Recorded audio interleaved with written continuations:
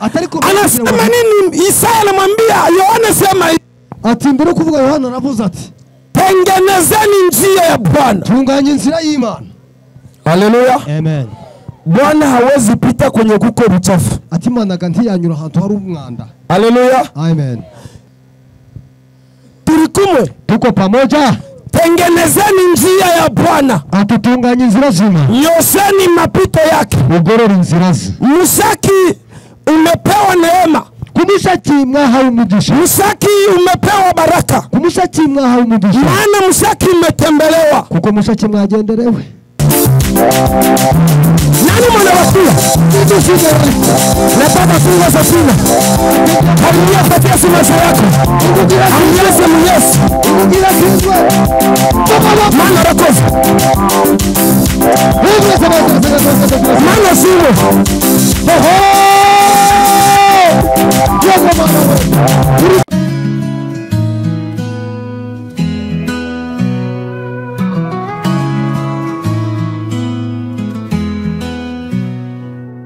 Monte encore.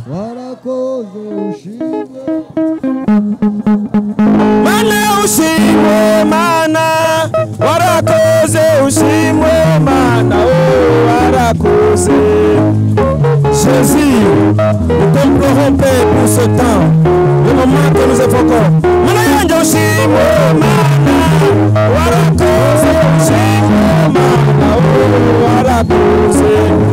Père de gloire, le Dieu que nous évoquons ce temps, voici les 4 côtés de gloire.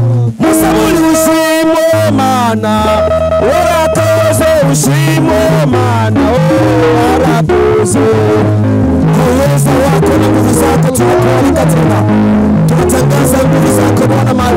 Mana yanja ushimwe mana, warakoze ushimwe mana, oh warakoze.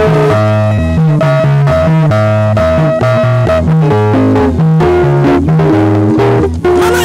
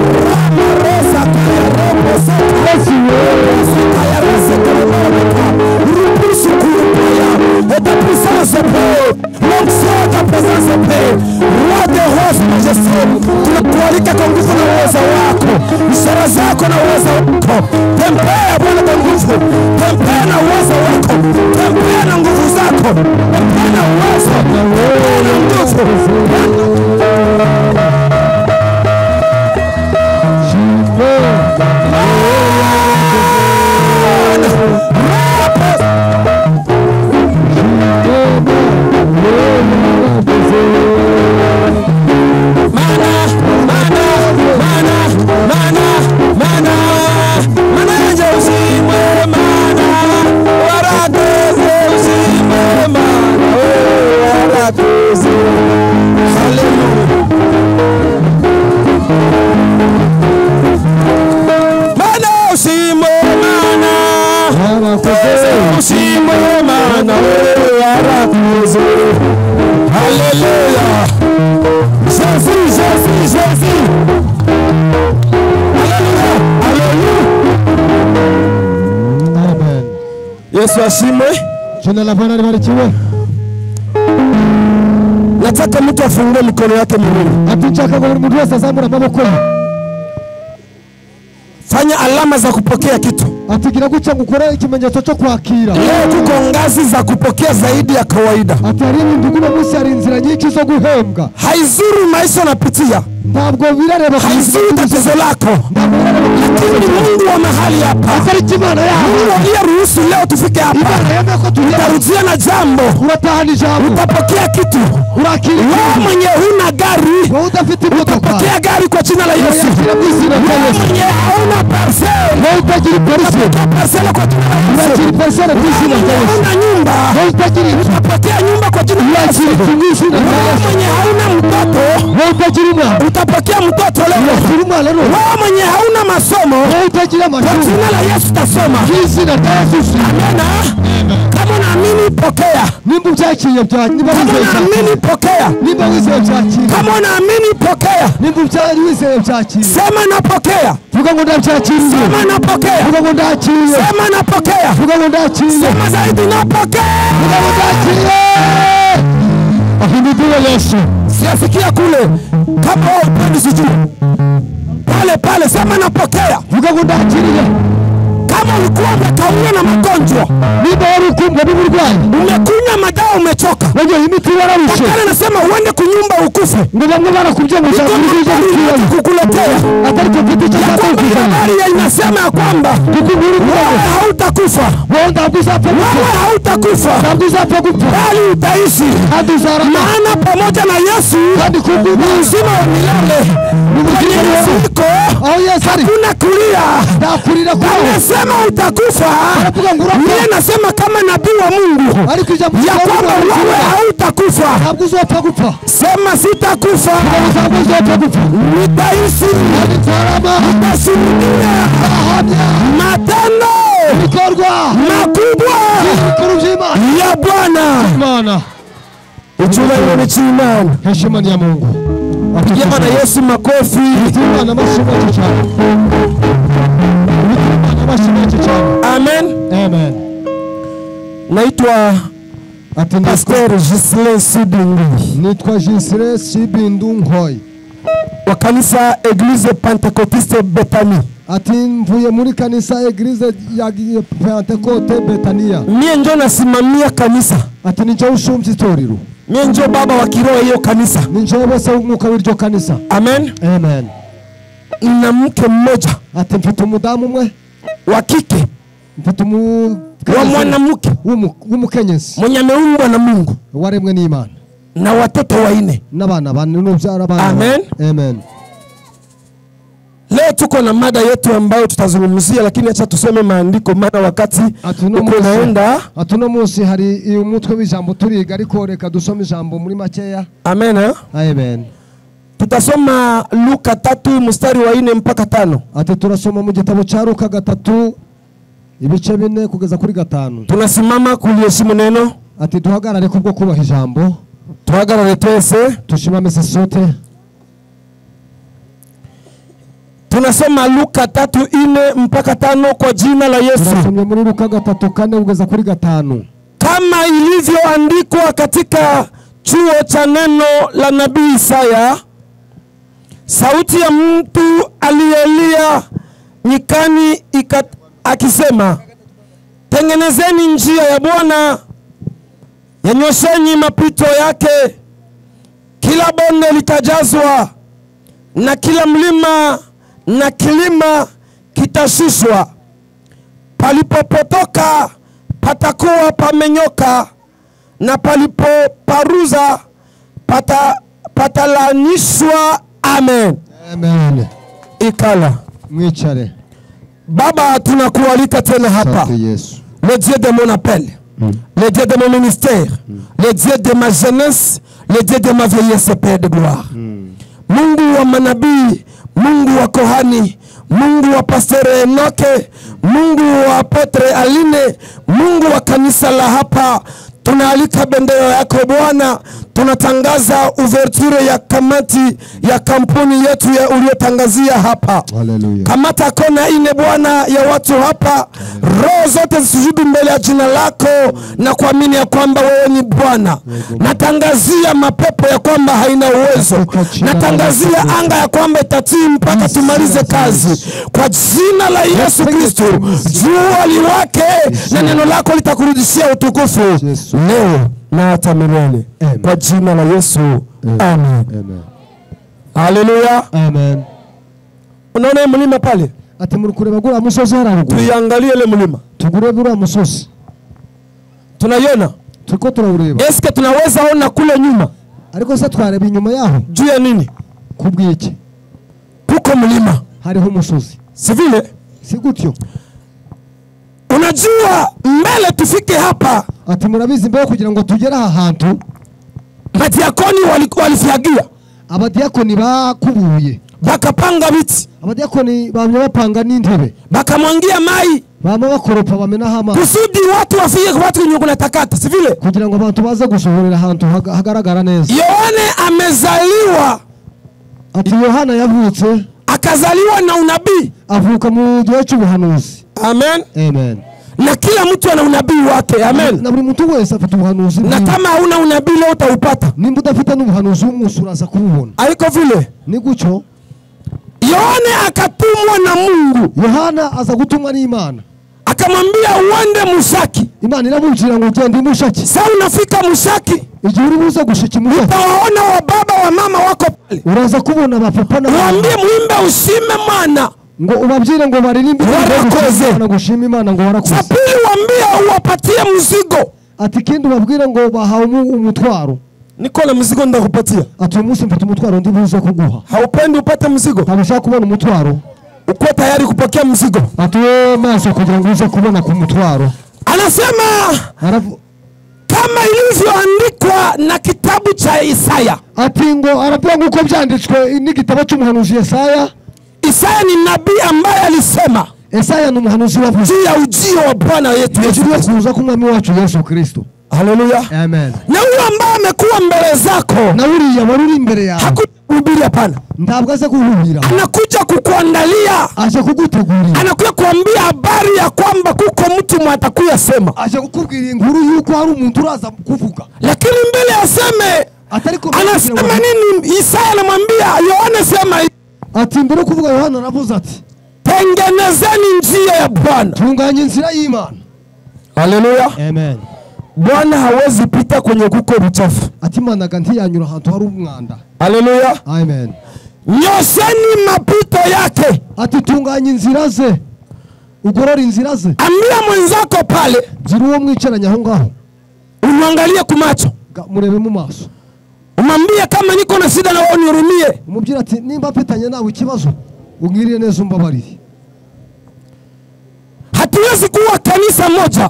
Ntabwo twabitorero rimwe. Hatuwezi kuwa na baba mmoja. Ntabwo twabigira umubyeyi. Hatuwezi kuwa na imani moja. Ndo twagira kwikizwa. Na tukuwe na manyongonyongo kanisani. Dufitanye utuntu n'utundi turi mu kanisa. Anasema tengenezeni njia ya Bwana. Ati tunganye inzira z'Imana. Nyosheni mapito yake. Ugorora inzira ze. Bwana sipita kazikwala kulijiwe. Imana itaza gutambuka igasitara. Tengeneze. Imana iravuze milima ishushwe. Utunganye kugira ngo imisozi yike. Haleluya. Amen. Nyosheni mapito ya Bwana. Ugorora inzira ze. Milima na kilima vilazwe. Imisozi n'udusozi biveho. Mimi siseme mlima ya hapa. Ati ntabwo namwe mvuga umusozi. Hapana. Mlima umusozi ni ile kitu ambayo umusozi ni ikintu ni ile maisha ambayo ni bwa buzima inaweza kuzuiza usingeliona pale mbele. Ni bwa buzima urimo bwatuma utareba hari imbere. Mlima ni umusozi ni kale kairizi kenye uko nako mukiuno. Umusozi ni zo mpigi ufite mu mweko wawe. Irizi uko nayo impigi ufite ni mlima. ni umusozi. Mlima ni umusozi. Ni ile dawa uko nayo ya kutupa nyumba. Ni bya bihigi by'ufite birindi wawe. Ni miti. Za miti. Ni miti. Impiki. Haleluya. Amen. Mlima umusozi. Ni ile kama ni kamba imekata mahusiano yako wewe na jirani. Umusozi ni gwa murunga gwa gundi guciye urukundo rwawe n'umuturanyi wawe. Haleluya. Amen. Tengenezeni njia ya Bwana. Tunganya inzira z'Imana. Kama unapenda uone Mungu wa hapa, mimi ushaka kubona Imana ya hapa, kusudi sherehe ikue, kugira ngo hii sherehe ikue hapa, kugira ngo ibingibi bibe hano, kuna magarama zimelipwa, hari ibyarishwe, maombi mepanwa, amasengesho gatanzwe, chakula wameacha, ibiryo babisi, mafungo wamefunga, amafungo bayafunga, pesa wametia, amafaranga basi, kusudi kongamano kama na hili likue, kugira ngo literaniro ngiri libe. Kusema hauko bure, ntabwo ari kubusa. ni kusema hauko bure, ntabwo uri bubu. Anakwambia tengenezeni njia ya Bwana. Ariko barakuvye ngo tunganya inzira z'Imana. Wakristo wa leo, abakristo banone, wanatuuliza kwa nini hatuishi maandiko matakatifu. Bibaza ngo mbese ni iki gituma eske hii maandiko ni historia? Ati mbese byanditswe eske ni hadithi? Ni umugani? Eske ni ya Wayahudi tu? Naze eske kuko ni haiko ya Mushaki? Haiko ya Mushaki? Mbese ntabwo ari ubw'Umushaki? Maandiko ni ya Wayahudi, ibyanditswe maandiko ni yetu sisi wa Kristo. Ahubwo ibyanditswe ni ibyacu. Lakini maandiko haivale mwili. Ariko ibyanditswe ntabwo bigira inafanana kama vile haitimilike, bimeze nk'ibidasohora. Ni sababu ya mwenendo wetu, bitewe nuko tugenda twebwe. Ni sababu ya matendo yetu, ni hejuru y'ibikorwa byacu. Ni sababu ya bwizi yetu, ni hejuru y'ubujura bwacu. Ni sababu ya bongo yetu, ni hejuru y'ububeshi bwacu. Uko mukanisa, uri mu kanisa, lakini bongo hauachi. Ariko ntabwo waretse ububeshi. Uko mukanisa, uri muri kanisa, lakini bwizi hauachi. Ariko ubujura bwamaze kubureka. Uko mukanisa, uri muri kanisa, lakini kuteta mchungaji hauachi. Ariko kunegura mushumba ntabwo wabiretse. Uko mukanisa, uri muri kanisa, lakini bwizi ya sadaka uko. Ariko ubujura bw'amaturo warayamaze. Eske utafanyikiwa? Eske uzunguka? Anatuambia tengenezeni. Baratubwiye ngo dutunganye. Tengeneza njia ya Bwana. Dutunganye inzira z'Imana. Uangalie maisha yako. Urebe ubuzima. Uangalie mwendo wako. Urebe kugenda. Uangalie masemi yako. Urebe kuvuga. Uangalie ukristo wako. Urebe ubukristo bwawe. Eske unatembea? Eske uri kugenda? Kweli unaishi? Eske uri kugenda ngo masemi yako kuvuga unafanana na ukristo? Bisa n'ubukristo? Ha? Kanisa huko ndani, itorero cyurimo, lakini uzinifu ni wewe. Mumbaraga, ariko musambanyi ni wewe. Musambanyi hauachi. Usharati hauache. Musambanyi hauachi. Usharati hauache. Musambanyi hauachi. Usharati hauache. Musambanyi hauache. Usharati hauache. Musambanyi hauache. Usharati hauache. Musambanyi hauache. Usharati hauache. Haleluya. Ahimediwe Yesu. Paulo anasema, Paulo anavuga, tunaomba hatupewe. Turasaba ntituhabwe. Ni sababu tunaomba vibaya. Kuko dusaba nabi. Tengenezeni njia ya Bwana. Atutunganya inzira ze. Nyosheni mapito yake. Tunganya inzira ze. Tengeneza maisha yako. Tunganya ubuzima bwawe. Mungu haiko Mungu wa kawaida. Imana ntabwo ari Imana isanzwe. Ukuye tu ikalo sikie baimbe. Uze wicare wumve baombe. Basenge. Saba natangazia watu. Unasema ni vya wale wa makoti. Ni hapana unaenda. Nje ntabwo ndimo uyigendere. Oya. Oya. Mungu ni kila leo na muishi tofauti na jana. Imana ni kwa kundi ko wayitandukanya none nejo. Hauwezi anza mwezi ndabwo watangira ukwezi na umalize ngo kurangize bariki tu yule jana ni wapa milele. Nejo yaho ngo na Mkristo anakomalaka. Umukristo akwiye gukura kama vile mtoto nk'umwana anazaliwa ukavuka unamubeba ukamuheka Nikodime muri korale ntoya urubyiruko sana toka mwekodime yava mu korale anakuwa simama dede agahagara anatembea agatangira gutera indabo sana tembea yeye peke anaenda wewe nyina bagiye kama mtoto anaweza pata mwile mafaze yote umwana atangiye kunyura Ukristo pia ni vile ni mukristo ni nguko ulikuwa wakati ulikuwa unafunzwa neno waruri muje waruri kwiga ijambo unafika mu wakati unaanza jifunza neno ugeze mu gihe cyo kwiga ijambo ulikuwa mu wakati uko naishi maisha ya dhambi wabaye mu buzima bwo gukora ibyo unafika wakati unasema mimi nachoka na kuishi maisha ya pombe ugerigira byango ndarambiye acha na komana pombe ni ya watoto reka ndeke inzoga gukora ulozi ni ya watoto ujira nubwo abana usharati ni ya watoto ubusambanyi nubwo abana ulozi ni ya watoto mimi nakomala sasa nje ndakuza sasa mbaya kama vile mtu mkubwa nzagenda nk'umuntu mukuru amen amen tulikumwe tuko pamoja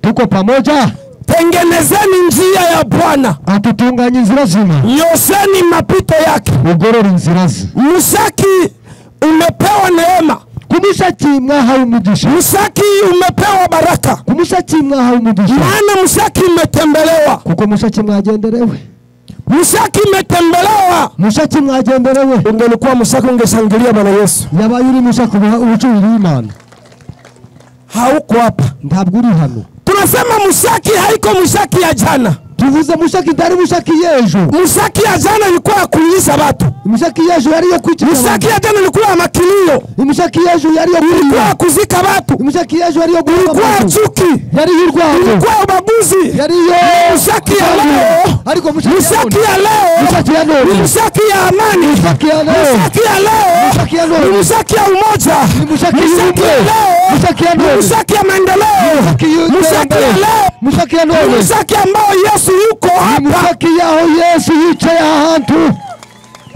atukuzwe Yesu ukuwa hapa ube hano kuwa na mimi hapa bana nanje ahantu haleluya amen furahini Mushaki ishimire Mushaki maana miguu ya Bwana imefika hapa kuko maguru y'Imana na kwenye Mungu anafika na Imana igeze sione kelio nikaona habari za Betania nibutse inguru hapo Yesu akatembelea nyumba moja inaitwa nyumba ya Lazaro Yesu agenderera alikuwa amelia muda wa siku mingi akamwambia mwalimu ungelikuwa hapa ndugu yangu hangelikufa nikusema presence ya Yesu kilio inaisha kugeraho kwa Yesu kilio kirashize hauko hapa nasema presence ya Yesu kugera kwa Yesu nikumaliza kulia nukurangiza kurira wewe mwenye uko nalia juu ya nyumba uri kurira hejuru y'inzu nyumba usaka imane gwereze inzu unapenda Mungu akupatie nyumba akantu tuseme hii ndio nyumba ati tuvuge karaka hasa hii kitu mbele ya Mungu karakantu mbele y'Imana nini nagaki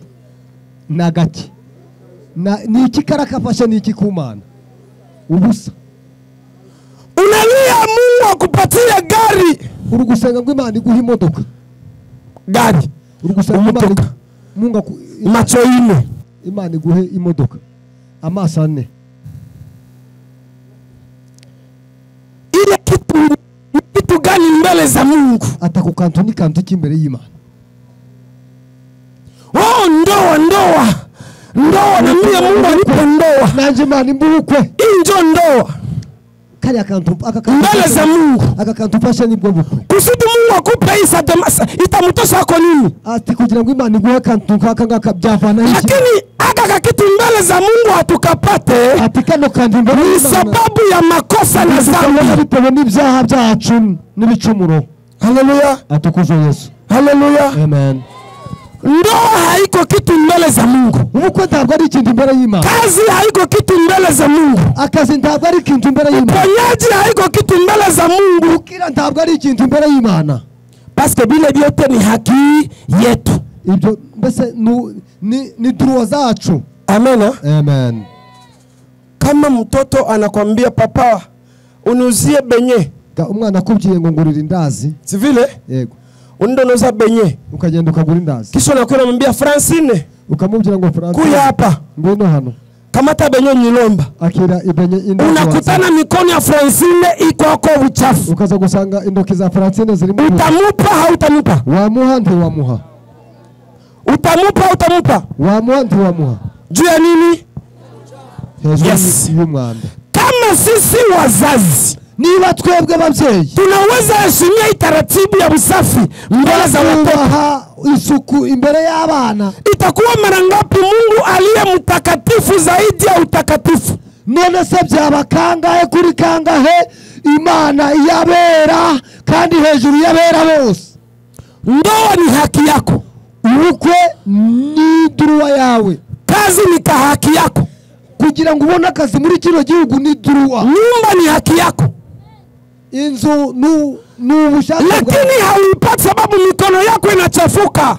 Ntabwo uyibona kuko indoki zawe zawe, mikono yako inatoka damu, inamwanga damu, indoki zawe ziriko zirava uko muuaji, uri umwicanyi, unapana sumu kanisani, utanga uburozi muri kanisa, unaua watu mu kanisa, wica abantu muri kanisa, uko jambazi usiku na ngoa watu na silaha, uri mujura ninjoro wica abantu, unanyang'anya vitu yote, ibintu by'abantu. Hauwezi ukaona mkono wa Mungu ntabwo wabona ukuboko kwa wakati mikono yako inachafuka. igihe amaboko yawe yanduye ntabwo wabona Imana. Amen. Amen. Nyosha mikono mbili juu.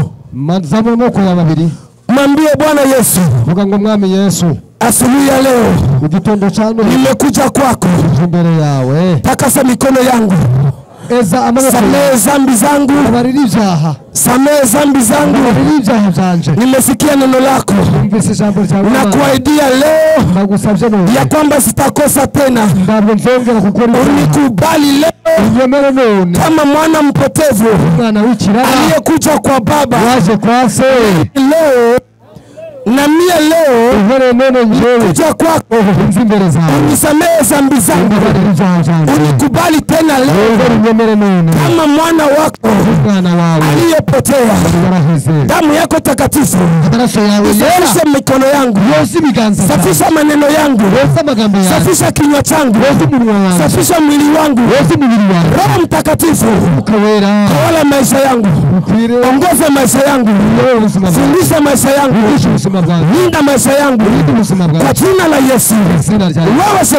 Wewe shetani na kukatala, nakatala kazi yako, naenda kwa Yesu, sikupendi tena na kazi yako yote na ikatala, na kuaidia kwamba nimemchagua Yesu na maisha yangu imeokolewa. Roho Bwana kaa ndani mwangu leo na hata milele kwa jina la Yesu. Amen. Amen. Baba, katika jina la Yesu, jina la Yesu Kristo, wana wako wametangaza, wamekiri, acha upate kuonekana asubuhi ya leo, kuwapokea kama vile Baba. Tumekuja kwako sote mwamba, utupokee Masia kama vile kohani wako. Nimeomba rehema kwa ajili ya taifa lako, ili tupendeze na wewe. Kongamano letu la leo lifurahishwe na wewe, sadaka zetu za leo zikubaliwe na wewe, mahitaji yetu ya leo yapokelewe na wewe kwa jina la Yesu. Amen. Amen. Amen. Nataka kuomba na mtu mwenye anapenda kupatia Yesu maisha yake. Nshaka gusengana n'umuntu ushatse guha Yesu ubuzima bwiwe. Haujawahi pokea Yesu, nimba utari wakira Yesu kwa Bwana Mwokozi, kuba ng'umwami n'umukiza, simama kwenye huko, hagarara huri,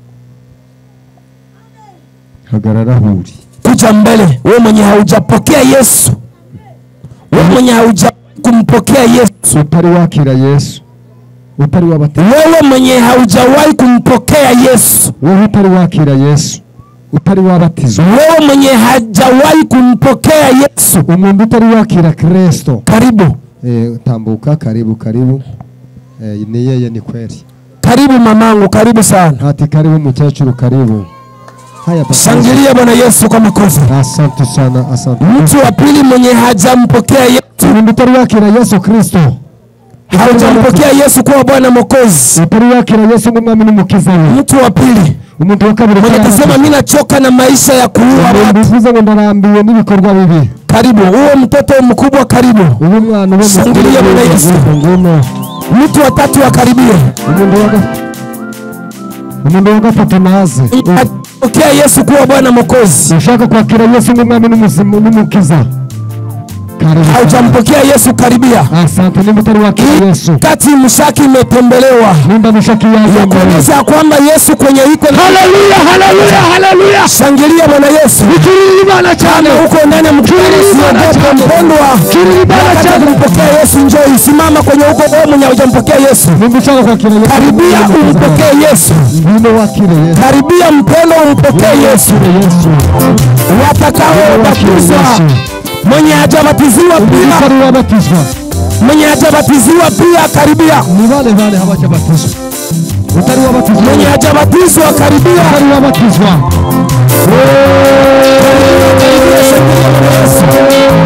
Shangilia Bwana Yesu. Haleluya. Shangilia Bwana Yesu. Mshaki ni siku ya kutembelewa. Leo inabidi usezi opportunity hii. Kamata wakati kama na hii. Tatumanya nguyu. Mtu ambaye hajampokea Yesu, mundu tari wakira Kristo.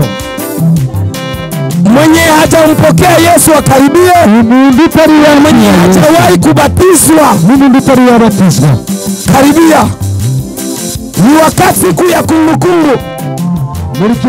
Hii ni wakati yako mpendwa. Ya kukamata uamuzi.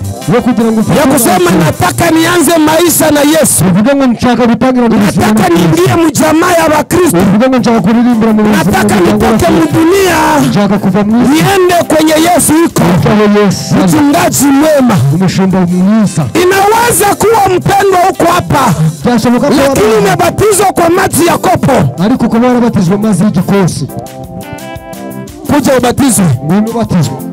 Ubatizo ni wa kulazwa ndani ya maji mengi. Wewe ambaye haujabatizwa kwa maji mengi, karibia. Egera. Waandishi mwandike mbombo. Abanditsi mwandike kwa batizanya.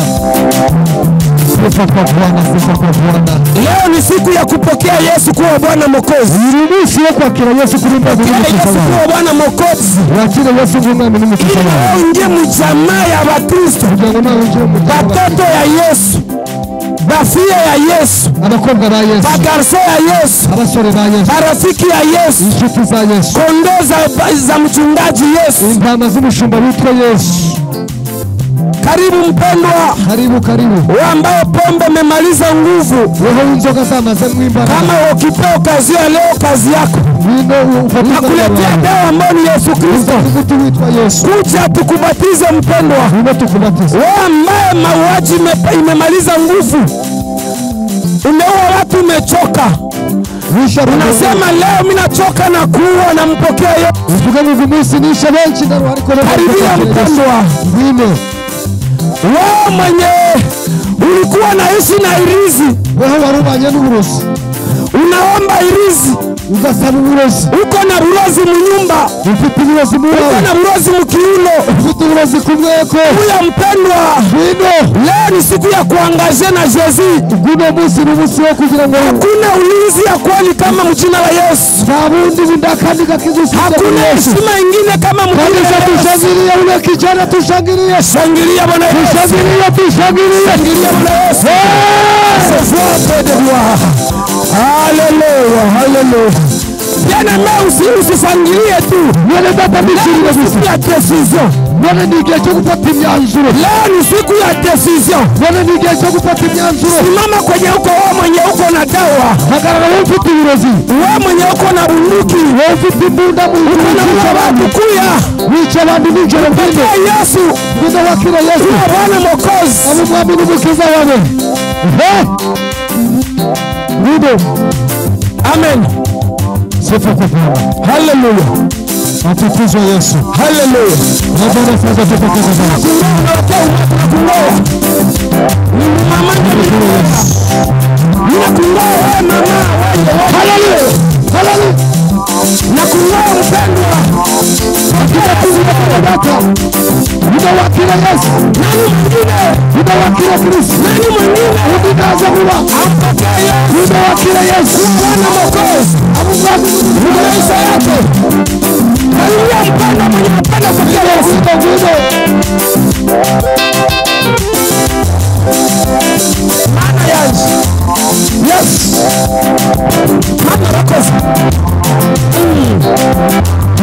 Roi des rois, j'aime Jésus, nakupenda Yesu, sifa kwa Bwana. Nani mwanawakia? Nini sifa Yesu kwa mtamu? Nani mwanawakia? Apatia Yesu maisha yako mpendwa. Nini Yesu mziongowe? Aingia msafina, usigonaje, safina mlango, usigonaje.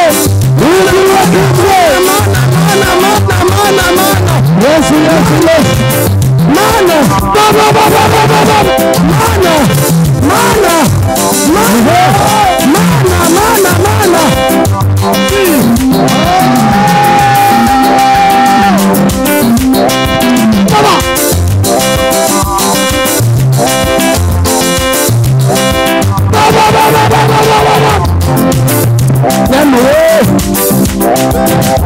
Yesu yamuzinga mulema kapenda.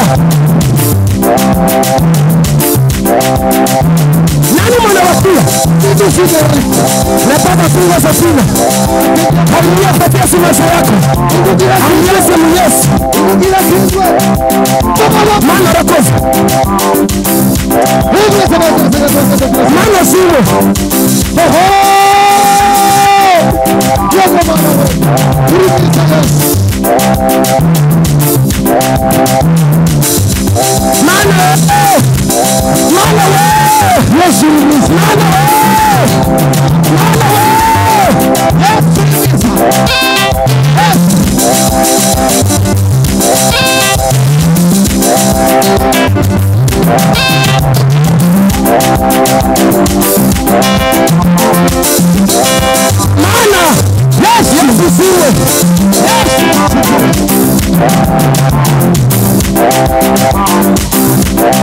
Ambiance mu Yesu. Bila Yesu. Bona patini Yesu. Bona patini Yesu. Wali jabu kusema. Aliyokoka familia ya Yesu.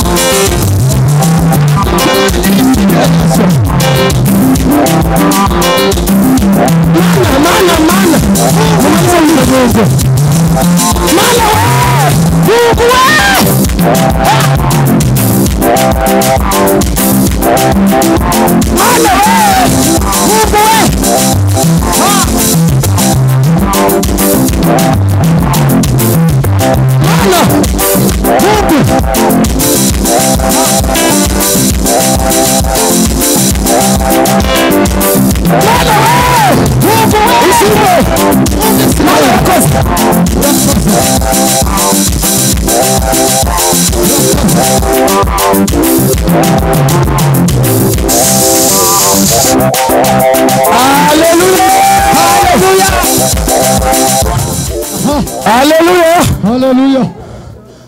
Haleluya. Jina la Bwana libarikiwe.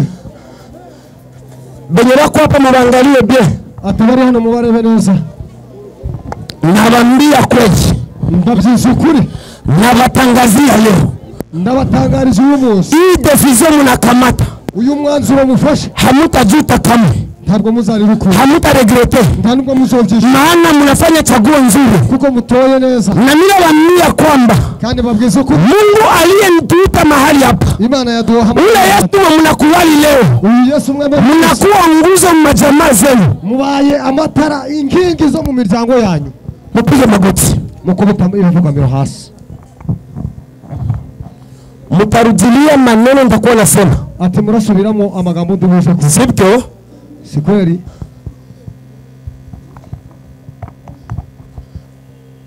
Inua mikono mbele juu.